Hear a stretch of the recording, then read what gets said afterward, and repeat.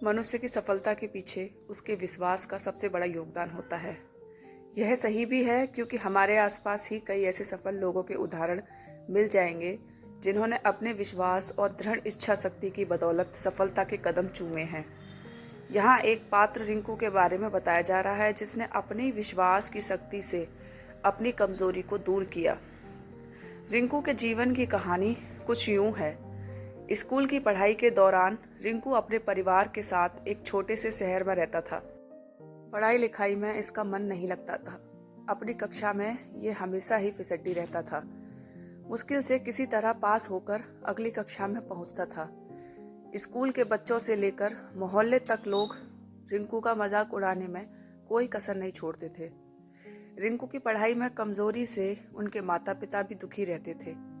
पढ़ाई में पिछड़ने का दुख तो रिंकू को भी होता था, परंतु कोशिश करने पर भी पढ़ाई में उसका मन नहीं लगता था। हर तरफ से उपेक्षा और तिरस्कार से दुखी होकर रिंकू ने पढ़ाई छोड़ने का मन बना लिया। अभी वह 10वीं कक्षा में था। उसकी पढ़ाई की जो स्थिति थी उससे बोर्ड की परीक्षा में उसे पास करने की उम्मीद लगभग ना के बराबर थी।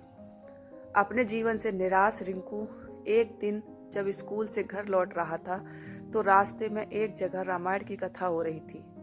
उस समय ओजस्वी स्वर में कथावाचक लंका कांड की व्याख्या कर रहे थे। कथावाचक के ओजस्वी स्वर से बुरे ख्यालों में खोए रिंकू की तंद्रा भंग हुई और वह सम्मोहित होकर कथा स्थल की ओर चल पड़ा। कथा स्थल पर पहुंचकर वह जगह बनाते हुए आगे की पंक्ति में जा बैठा। रिंकू को देखकर कथावाचक मुस्कुराए और अपनी कथा को जारी रखा।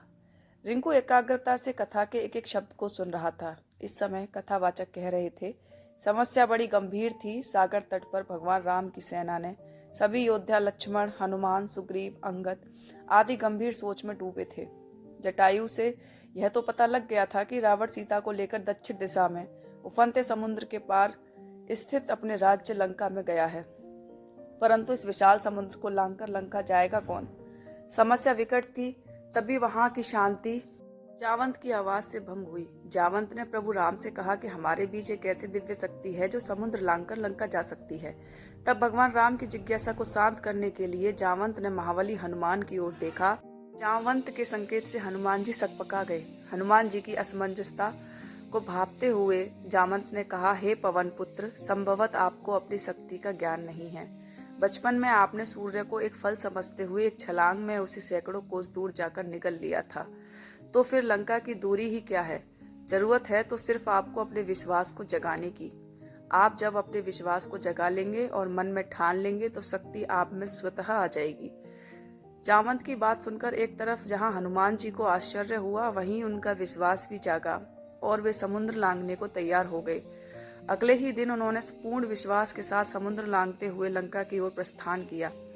रास्ते में मुश्किलें तो बहुत आईं, फिर भी वे सभी मुश्किलों को परास्त करते हुए लंका में मां सीता को ढूंढने में सफल हुए। वहां कथावाचक के एक एक शब्द को मंत्रमुग्ध होकर सुन रहे रिंकू का नया जन्म हो चुका था। कुछ समय पहले तक जिस रिंकू की आंखों से निराशा के भाव झलक रहे थे, अब उसकी आंखों में चमक थी। उसके शरीर में उत्साह और स्फूर्ति का संचार होने लगा था। कथा खत्म होने के साथ ही वह तेजी से घर की ओर चल पड़ा। उसे सफलता का मूल मंत्र मिल चुका था।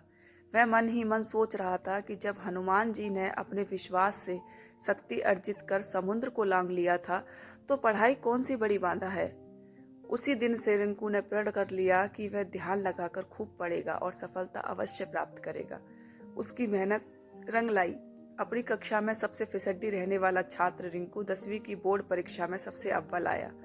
इसके बाद रिंकू ने पीछे मुड़कर नहीं देखा और जिंदगी में हमेशा अव्वल ही आता रहा। वह लोक सेवा की परीक्षा में भी प्रथम स्थान पर आया और अपने आप पर विश्वास की बदौलत वह सरकारी महकमे में भी पदोन्नति पाते हुए ऊंचे ओहदे तक पहुंच गया।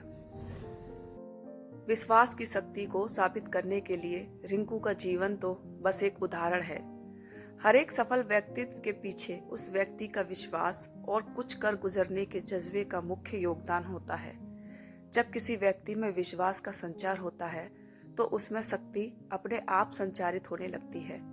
फिर जब तन और मन में शक्ति यानी ऊर्जा का संचार होता है तो मुश्किल काम भी आसान हो जाता है।